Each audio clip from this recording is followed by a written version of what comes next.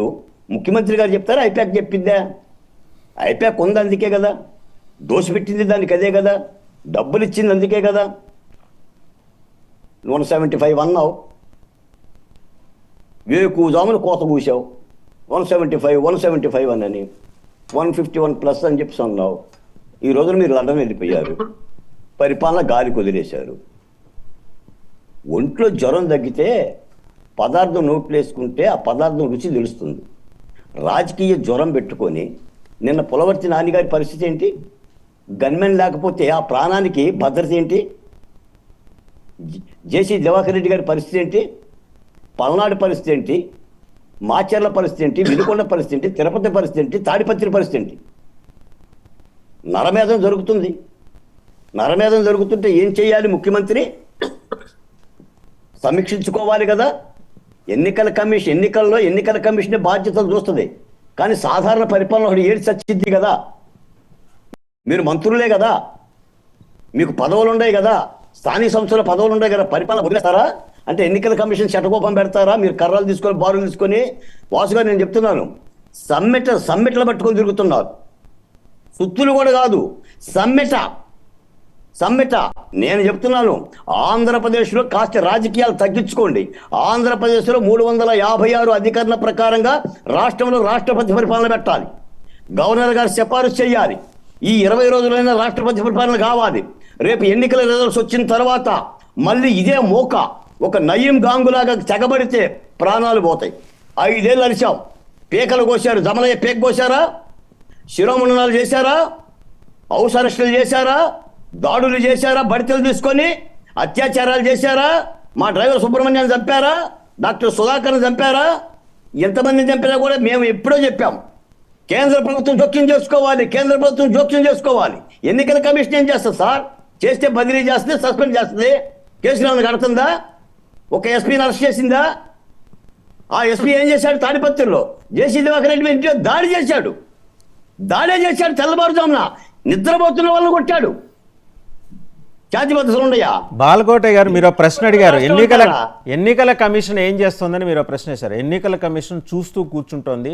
4వ తారీఖు దాకా అదే పని చేస్తుంది. 4వ తారీఖు తర్వాత చేతులు దులుపుకొని ఎవరు ఆఫీసులకు వాళ్ళు మళ్ళీ వాళ్ళ డ్రెస్ మార్చుకుని వెళ్ళిపోతారు, అంతే. మరి పరిపాలన ఏం కావాలి? ఎన్నికల కమిషన్ సమాధానం ఎవరు చెప్తారు?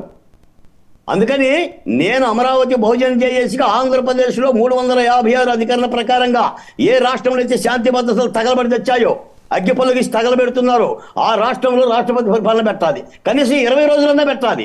ఈ రోజున ఆంధ్రప్రదేశ్లో ముఖ్యమంత్రి గారు కూడా లేరు, చెప్పేవాళ్ళు లేడు. ఎవడు ఎటు ఎక్కడ చేస్తాడో తెలియదు.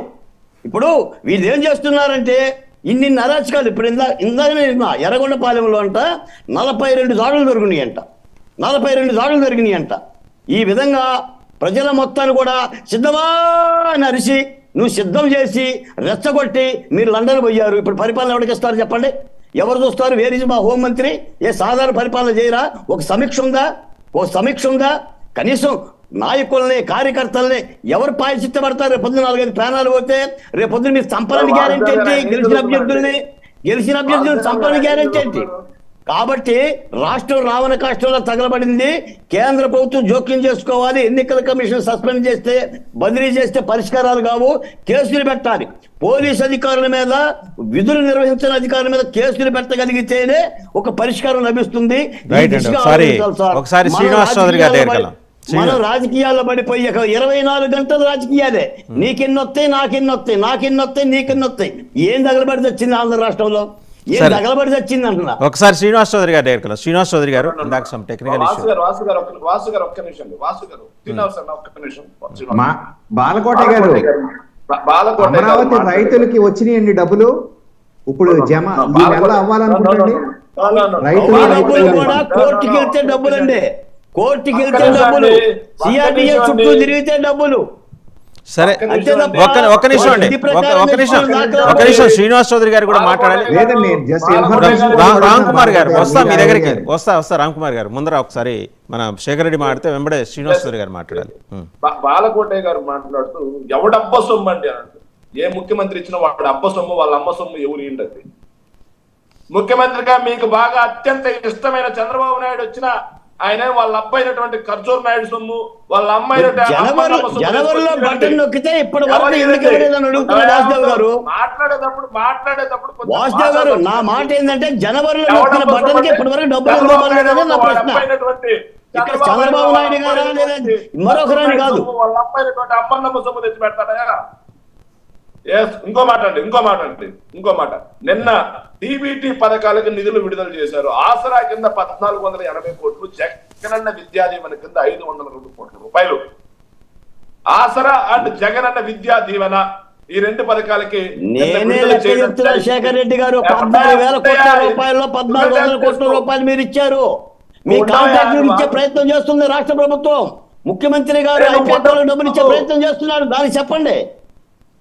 అయినా ఇప్పటి వరకు ఎందుకు డబ్బులు వల్ల జనవరిలో నొక్కిన బట్టలకి మే వరకు ఎందుకు వల్లే డబ్బులు చెప్పండి మీరు. నువ్వు షుగర్ టాబ్లెట్ వేసుకుని వాగు, నేను చెప్తా కదా. ఎందుకంత అంత ఆత్రం ఎందుకు కాదు? కాదండి, జనవరిలో నొక్కిన బట్టన్ డబ్బులు చెప్పండి ఒక్క మాట. మంచిది కాదు. వాగు నువ్వు నీ బాధను నీదేనా? పక్కన వాళ్ళు చెప్పిన మాట వినవా? 1480 కోట్లు ప్లస్ 502 కోట్లు ఎంత అయిందండి? దాదాపుగా 1982 కోట్ల రూపాయలు నేను ఒక్కరోజు జమ చేయడం జరిగింది. మిగిలిన అమౌంట్ కూడా ఈ రోజు రేపు మిగిలిన పథకాలకు కూడా మేము డబ్బులు వేస్తా ఉన్నాం. వేస్తూ ఉంటే అసలు డబ్బులే లేదు. నొక్కుతారా? మీ దగ్గర డబ్బులు ఉన్నాయి కదా సార్, మీ దగ్గర డబ్బులు ఉన్నాయి కదా, బట్టలు నొక్కినాయి కదా, ఎందుకు పర్లేదు? 14,000 కోట్లు. నువ్వు ఆగా, నేను చెప్తా కదా. కొంతసేపు తట్టుకుంటే మొత్తం చెప్తా. మిగిలిన పథకాలకు కూడా ఇవాళ రేపు జమ చేయడం జరుగుతా ఉంది. జనవరిలో నొక్కినటువంటి బటన్ ఎందుకు పడలేదు అని చెప్పేసి. మరి చంద్రబాబు నాయుడు గారి విషయంలో ఎందుకు కామ్ గా ఉన్నారు? చంద్రబాబు నాయుడు గారిని మర్చిపోండి శేఖర్ రెడ్డి గారు. చంద్రబాబు నాయుడు గారిని మర్చిపోండి సార్. ఆయన ముఖ్యమంత్రి కాదు. ఆయన ముఖ్యమంత్రి కాదు, ప్రతిపక్ష పార్టీ నాయకుడు. అయినా చంద్రబాబు నాయుడు గారి పరిపాలన అత్యంత స్వచ్ఛంగా ఉందని వాసు గారు, వీరికి చంద్రబాబు నాయుడు గారి పేరు ఎత్తకపోతే అన్నం తినరా, నీళ్లు తాగరా? చంద్రబాబు నాయుడు గారికి బటన్ నొక్కడానికి సంబంధం ఏంటండి? చంద్రబాబు నాయుడు గారికి బటన్ నొక్కడానికి సంబంధం ఏంటి? మీరు ఆయన పేరు మాట్లాడకపోతే అన్నం తినరా ఏంటి? నేను మాట్లాడుతుంది జనవరిలో బటన్ నొక్కితే డబ్బులు ఎందుకు అంటున్నా. బాసు గారు ఆయన ఆపలేరు. ఒక్క నిమిషం ఆపితే నేను ఆయన మాట్లాడిన అంశాల్లో 2 నిమిషాలు నేను ఖండించాల్సిన ఖచ్చితంగా ఖండిస్తాను. ఏంటయ్యా, వైఎస్ఆర్ కాంగ్రెస్ పార్టీ వాళ్ళు మొన్న ఎన్నికల్లో గొడవలకి కారణం అని చెప్పేసి ఒక ట్విస్ట్ చేసి మాట్లాడుతున్న బాలకోటయ్య గారు లాంటి వాళ్ళు మనస్సాక్షి అనేది ఉంటుంది. ఎవరిదా ఇల్లది? ఎవరిది ఇల్లది? అది పెద్దారెడ్డి అనే ఒక ఎమ్మెల్యే ఇంటి మీద దాడి చేసి బాంబులు వేసి ఆయన ఇంటి పైన తెలుగుదేశం పార్టీ జెండా ఎగరేసిన వాళ్ళు వైఎస్ఆర్ కాంగ్రెస్ పార్టీ వల్ల కురజాలలో వాసుదేవ్ గారు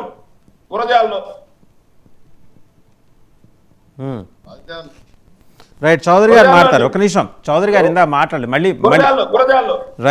ఎన్నాళ్ళు టీడీపీ పార్టీకి అండగా నిలబడినటువంటి యాదవ సామాజిక వర్గం ఈ రోజు అండగా నిలబడలేదని చెప్పేసి బూత్ దగ్గర కొట్టారు, పోలింగ్ స్టేషన్ దగ్గర కొట్టారు, బయట కొట్టారు, హాస్పిటల్ దగ్గర కొట్టారు, మళ్ళీ ఇంట్లో ఉంటే దాక్కుంటే అర్ధరాత్రి ఇంటి మీద రాళ్ల దాడులు చేసి జీవితకాలం గడిచిన 30 సంవత్సరాలుగా తెలుగుదేశం పార్టీకి అండగా నిలబడినటువంటి బీసీ